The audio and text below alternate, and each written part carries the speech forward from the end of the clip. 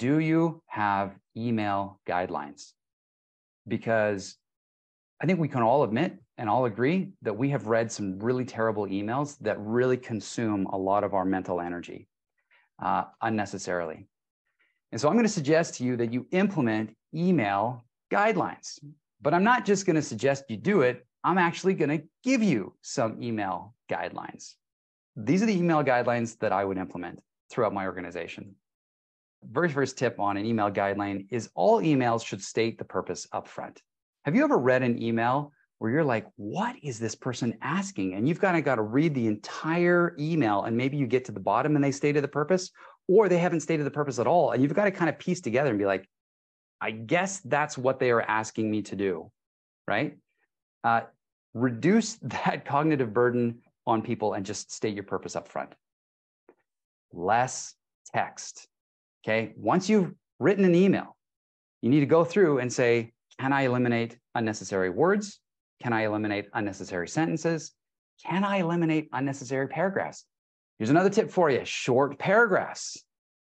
General rule of thumb, don't make your paragraphs more than 3 sentences long. Long paragraphs are hard for brains to digest, okay? Formatting matters. It's proven fact that if you have subtitles and bullets, way easier for people to consume. Have you stopped to consider, does everybody who is in my CC box need to be CC'd? Do they need this information? Do they want this information? Have I stopped to consider how much time am I wasting by including people in the CC on this? Is this the right time to send this? Have I already sent too much information? And will this be information overload if I send one more email?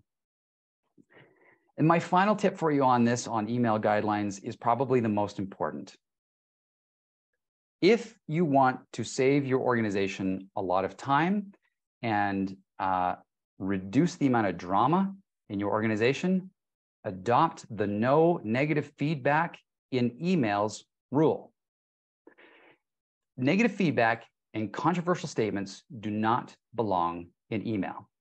They belong in a face-to-face conversation. As a matter of fact, the reason why people put negative feedback in an email is because they don't have the guts to look somebody in the eye and say that to their face.